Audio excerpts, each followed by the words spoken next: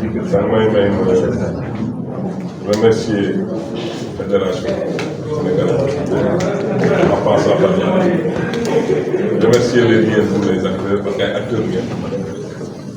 remercier aussi les clubs di profiter de l'occasion aussi pour féliciter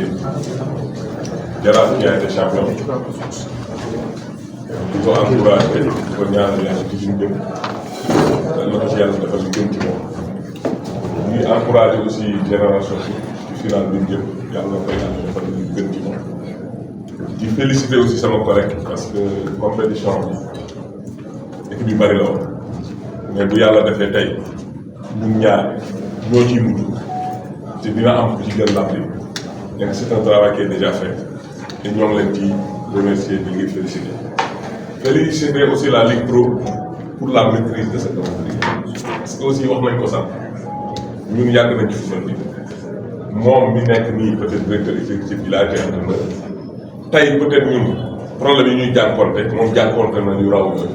peut-être daan na préparer match ba ci biir semaine bi ñu renvoyé comme le maîtrise du calendrier ren aussi on a fait des progrès sur ça il faut le reconnaître parce que aussi nit bu defee lu baax c'est le moment de les féliciter et de les encourager peut-être nag y a un technicien parmi eux moom la donc ñoo ko ci encourager di leen féliciter ci voie bi ñu jël. Merci. Profiter de l'occasion aussi pour remercier et féliciter mes dirigeants, la population de Thiès, parce que sans eux, peut-être nous ne serons pas là. Donc, à ça, le président, en passant par le manager et tout le monde. Maintenant, ce qui est préparé, moi, fête. Après fête, moi, c'est un nouveau organisé. C'est la Ligue Pro. Am ñu koy doxal mooy ñun ñaari équipe yi am ñu koy pousse di ko supporter mooy supporter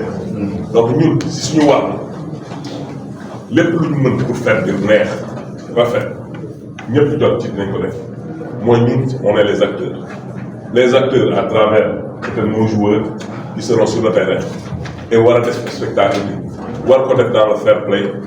dans la sportivité ak dans le sérieux qu'il faut donc ñun ci loolu partie boobu lañ moom et on fera le meilleur on donnera le meilleur de nous-mêmes pour que cette fête-là reste peut-être une fête boo xam ne kenn du ko fàtte. Par rapport aussi première version peut-être coupe de la ligue bii ñu wax ñun ñoo koy magnifier di ko féliciter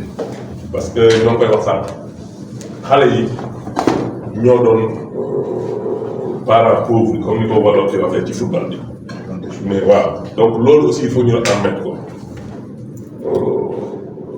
ñun liñ ci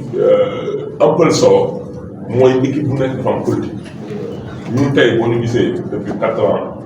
On est à la Ligue Pro. Tey jii bu ñu toll ci situation bi je crois qu'il y a un travail et une planification qui a été fait donc loolu nag aussi je profite de l'occasion pour féliciter option ak vision bi nga xam ne samay dirigeant am na ci gars yi koy wax sànq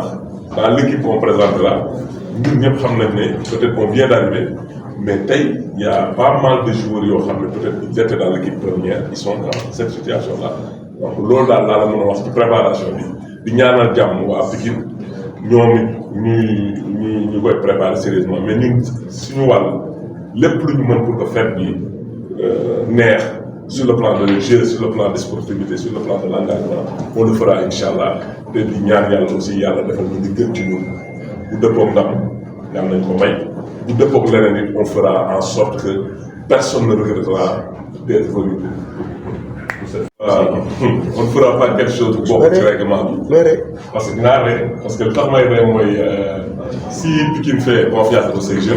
nous aussi nous faisons confiance à nos jeunes parce qu'on va pas mettre une équipe boo xam ne autorisé wu ñu pour ñu jouer. Donc option bi ñu ci jël c'est depuis le départ donc on a insisté sur nous venons d'arriver en Ligue Pro on venait pour apprendre même bu ñu gars yi séenee ñun on était régulier en championnat mais ñun xam nañ fi ñu doon jëm.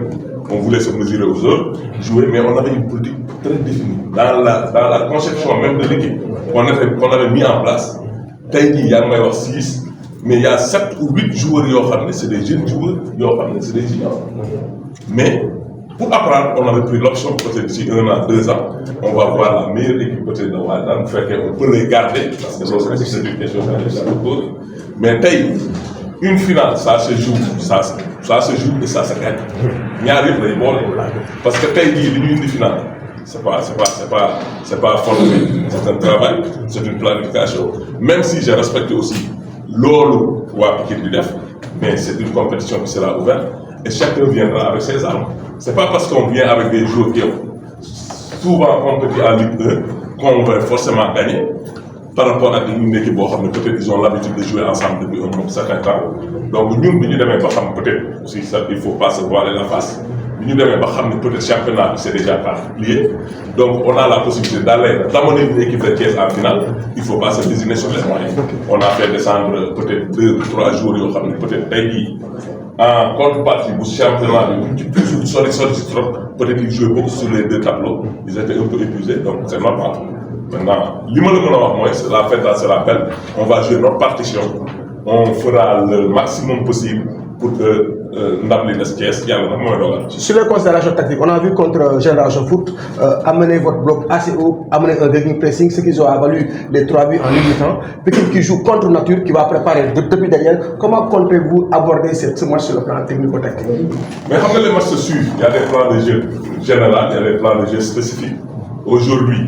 par rapport à l'adversaire, tu peux changer ta façon de jouer pour le contrer et pour le gagner. Parce que l'objectif en football, c'est de gagner. Quels que soient les moyens légaux que tu vas utiliser pour gagner. Maintenant, on a supervisé Pikine, Pikine nous a supervisé. Taïgi, tu ne peux pas garantir que le Pikine n'est mieux match qui passe. Non, les mieux contre Wada. Tu ne peux pas garantir aujourd'hui que Wada n'est mieux contre Génération Foot. Non, les mieux contre Wada contre Pikine. Les adversaires changent. La philosophie, elle ne change pas, c'est vrai, mais la façon de jouer peut changer en fonction de l'adversaire. Parce qu'aujourd'hui, jouer avec un centre de formation est différent de jouer avec une équipe. Bon, peut-être c'est pas un centre de formation. Les styles peuvent ne pas être les mêmes. Mais la finalité, c'est de tout faire pour gagner. Maintenant, je sais que tu seras ça. Mais ni nga ma koy jaayee may waxal gars yi ñu ñëw stade parce que Wally daal dina ñëw pour jouer pour gagner, Pikine dina ñëw pour jouer pour gagner, ce sera un match ouvert et un match boo xam ne peut-être ce sera j'ai suivi ñu ne du 50-50, mais ce sera peut-être du 70-50, 70-30. Pikine est beaucoup plus ancien. damay nuyu ñi fi nekk yi di remercier fédération bi, remercier plus particulièrement Ligue Pro ak Ligue parce que initiateur bi ci boppam moom gisoon nañu féliciter encore une fois parce que nouvelle formule bi ñu indi nii vraiment gars yi dañ ci defe naa ñu ko apprécier au Sénégal gisuma ko quoi parce que ci catégorie nga ñëw jouer le ñun ñu dem final defe naa am nañ sens. On a joué 13 matchs match de poule 4 retours 8. On a joué quart de finale, huitième de finale, quart de finale, demi-finale. Ça fait 13 matchs. Donc, bon, donc, encore une fois, le temps de voyager. On a fait Saint-Louis, on a fait Ziguinchor, on a fait Thiès. Donc, lors de remercier les fédérations, de remercier plus particulièrement les pros. Donc, la question est que on est là pour former. Nous sommes ay xalé pour ñu former leen bon ñu ciy liggéey di ci nekk boobu ba tey ñu ciy liggéey di ci nekk ba lii fekk ñu ci depuis 2 ans Pikine dafa nekk ci projet ren nag moo ci gën a taxaw parce que suñu objectif du woon sax lii mais ci biir liggéey bi résultat bi mën nañ ci fekk bu ñu ci fekkee dañuy jël ci loolu moom moo tax bu fekk ñu jël ci. On a des jeunes comme ni ñu ko waxee et tout ça comme moom ni ñu ko amee ak yooyu mais ñun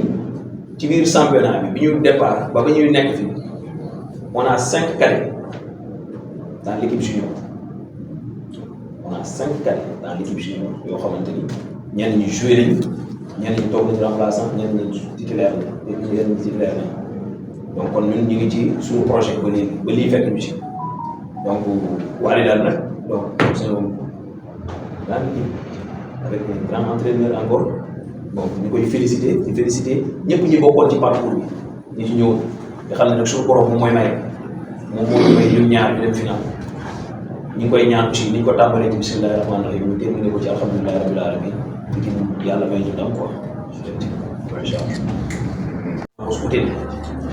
donc match bi bon waaye daal bon seetaan nañ ko keroog ñu ngi fa woon toog nañ premier mi-temps xool malgré tout léegi am nañ léegi ñun ñëpp Sénégal comme championnat bi relevé nañ ñun ñëpp am nañ sens dugg ci YouTube bi tapé c'est la équipe bi waaw loolu xam naa temps ñoom coach am sata amuloo les grands techniciens donc ñun am nañ sens boobu ñu am ñu ngi koy xool ñoom ñu ngi ñuy xool donc léegi kon question de naxante la rek après ñun la lañu indi ak ñoom la lañu indi donc loolu dañ leen ciy xaar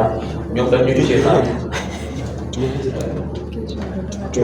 coach benn dernière question est-ce que seen final bi contre Walidane mën nañu kii ngeen am jot ak seen joueur yëpp seen joueur yëpp ngeen am leen ci jour final est-ce que amul ay blessé ba xam est-ce que aussi am ngeen idée ci adversaire bi ngeen war a daje. bon waaw ñun nag yàlla dimbali nañu ci benn côté ba ni ñu liggéey comme ni ma ko waxoon commencement ay jeunes début championnat bi laay ñëwaat ba léegi contre Jaraaf suñu ak central bi gën a nekk bi gën a baax su doon ko récupéré ci digg saison suñu militaire nekk capitaine amitié de ko récupéré donc ba gars yi Pikine foog nañu on a perdu on a monté des cadets yooyu bu ñu taxawee gars yi dañoo amaat beneen gëm-gëm bu ñëwaat donc ci liggéey boobu ñun bon mun nañu wax ni mënuma wax ni terme boobu sax quoi di ko utiliser ñun ne indispensable mais des fois bu demee ba nga xamante ni blessure moo fa sës ki ñuy indi mun naa gën wala ñu méngoo ci li ñuy nekk te loolu yëpp préparé nañ suñu parcours joueur yi ci joué bu ko doon lim tey bari na trop mun naa wax ni effectif bi ñi ci ñamu ñi ci dugul wala bokkuñu ci bariwul donc on a préparé tout ça mënul ñàkk nag des fois ay blessé wala ay ñu nekk mais forme saison et tout ça donc mënul ñàkk mais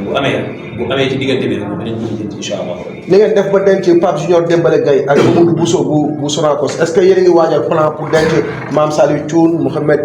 Diop ak Moussa Diallo. non plan ñoom nañu waajal suñu plan ak suñu ñu di yor ñun waaw plan moom bon football bi moom mënu ci ñàkk waaw parce que ñoom am nañ aussi ñoo xamante ne vraiment donc am nañ qualité yi liggéey nañ aussi liggéey nañ di leen yóbbu ci niveau bi ñu nekk comme ñun niñ ko defee mais du ñàkk plan waaw plan boobu nag nekk lu ñu dévoilé ci presse bi indi ko fii pour wax ko mais bon loolu la quoi. ñu duggee ci équipe carton rouge boobu dugal ci équipe bi ñu demee Saint-Louis dañu rouge suñu benn jour mu génn kooku génn moom mu duggee def na ko footballeur moom jeune mu dugg foofu ba tey génnatu li ko génnee waat carton rouge. surtout génneewaat. waaw dafa am carton rouge dernier match. donc loolu moo ko war a génneewaat ci équipe bi donc li koy remplacer it loolu yomb naa définir parce que moom looloo ko dugaloon ci équipe bi nekkul woon titulaire donc loolu moo ko génneewaat donc li dugalaat keneen ki war nañ ko xam tamit je pense que ni naqariwul xam ko. 14 ans équipe bi am na trophée est-ce que calendrier bi koy assuré incha allah. waaw dégg naa sax ñu ne 13 ñu ne 14 bon ça tombe avec les 13 matchs de championnat donc mun na ci tomber quoi donc bon 13 ans Pikine nag bon namm na trophée bi quoi am na ko amaat ko mais bon defe naa namm na ko quoi malgré sama waa ji nee na ñëw kii wuñu ko mais bon gars yi namm nañu ko te sur saison aussi tamit ci moom la ñuy xaar